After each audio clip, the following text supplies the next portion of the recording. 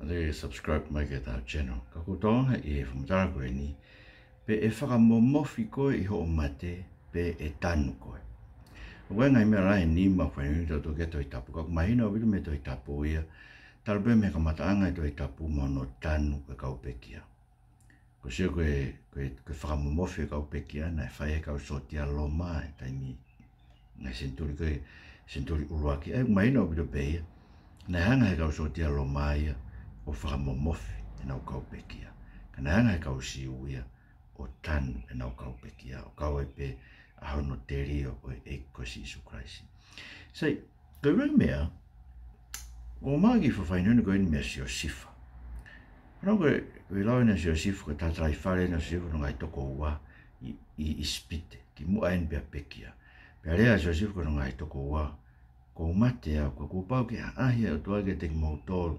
Petene o hake ki modol me fonuani ki fonua ane fuakawa I ke Abraham mo Isaac mo Sekope pe nai fa fuakawa e si Osifa ha isleri one pehe ko pau ke ahi ke te modol he o tua pete mutoki o hake ho anga anga me heni pe pekia a si Osifa ko te au mahongo fulu no tau pe nau whakatolonga e o nau aia ki hapuha I ispite na toki tanu a si Osifa e ngata anga koe tohi si Osiwa na nau whai me na whai si Osifa ko se mau ina hanga si Osifa tu un e ave pe ia o ka pai ha ere mai ina nofa si Osifa o amanaki pe mo ui pe mate ane amanaki e ke aho e ha ere mai e ki ke veteangi ki na to me nofo ispite pena mau inga leu ka si Osifa ia e ke tutu no ngai hui o nai pe ke tanui ispite ko pau ke ave pe ia whakataha ke nau whanonga pe o no ngai hui mai ka kai o tua ke veteange whakatamu nai ka pai tanui ispite he kai ke kau ia ngai tala o whaeto se mau inga mea ko ia mau inga bita tau ngahi hui ke whakatolonga ko he tau nofu mo tatu me amanaki ke aho e haere mai e ki o veteange ki tau tolu whato I tu e sino e mea ko tope kono wa koe whare koe na whai koe e se kope ke te au e koe whare na whai se kope ne teu ke pekia ma tui na rotonga ispite pea tutu unik lewa ki nau tolu e se kope o pehe kua wen kau lui ki hop kakai na nau tui koe te mate koe te ului peia ke kakai ai o tua ko to kakai whiri pea tau mai wholofola si isu ia matiu wahe uohua esu wahi wake tol taha kei mo ui pe asi kakai koe no kei maha ui pe Abraham, Isaac, Sekope, e ao o toa.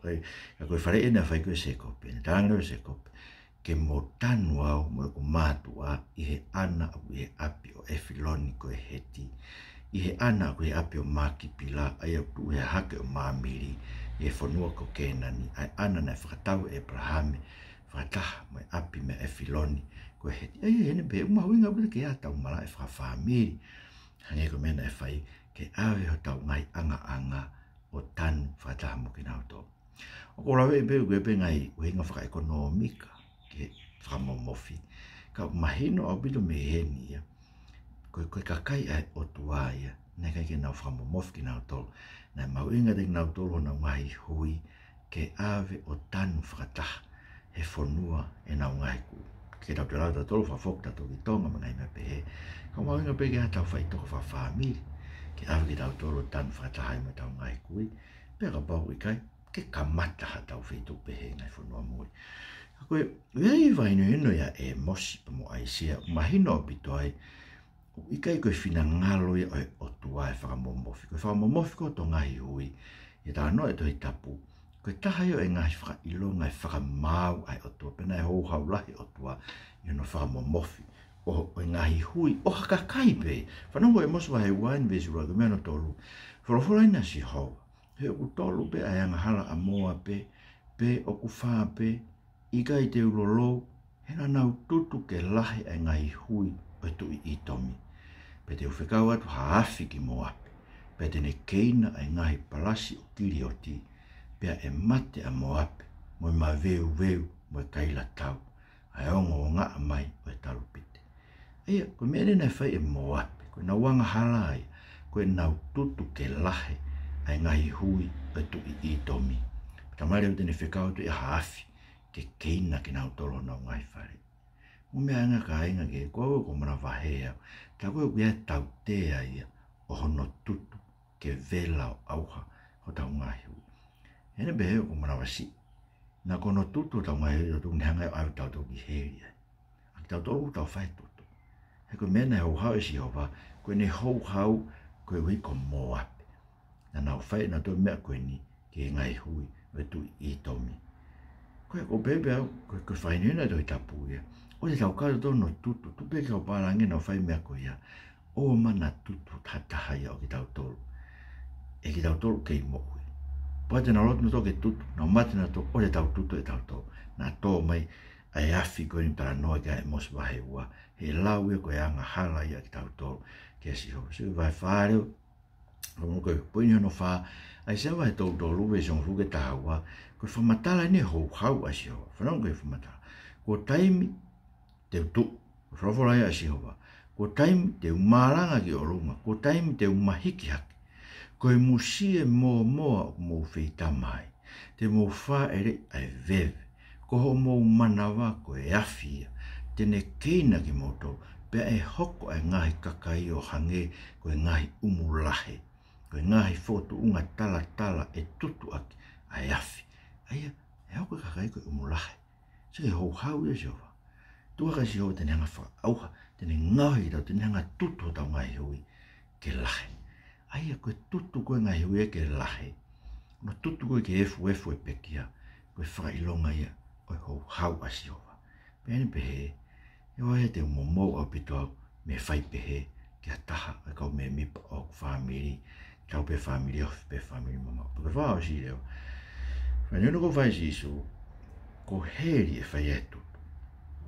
Whambeo te ke tutu e koe hataha. Tu upe ke aru ki I tāniti. Ko mea ke tau whenge whahawh e kakai mei ai. Koe tutu koe o heiri. Whanau koe launa si iso maa ke wahiwa. E es whawhitu me whahiwa. Pea ka pau e whakatū kia koe e ho mata. Ri aki. O ngutu wange hawa o mata taha ke branga e otua. I hauri mata ua ki hena. Ki heri. Koia, aia ui kai auhano uanga. Pea kui kai mate ai awhi, koe hui e whakamasila e ka kai kotoa pē a ki hawhi. Saki hei, o whakaroloma o wita hei. O pē, ko mea mahu inga o te tau tutu e pekia, pa tau hanga o whahino hino ka kai kotoa pē kia si Isu Christ ke nau tui pi kai ki hei. Whakamae nau ngahi ang hala koe ke whakahawhi ki nau tō mei hei. He utara mai me he vani, o ka kai ko hawat ke langi, na e fōbeho nau ko fō whakahine hina, e tātā e lami. Ek tohon mai mo se mau ngai kai nga ko ni muri ni ke o mate mau nga tutu mau ngai kai nga o mau ngai kai nga he pekia ko mau mahina de mau tolu o ho hawe a fiona ke kai no fai tutu pe ko ho hawe a fiona o tutu aka kai to koni mai e ki si Jesu Christ como famo amen malo to mo mai mo mea to afat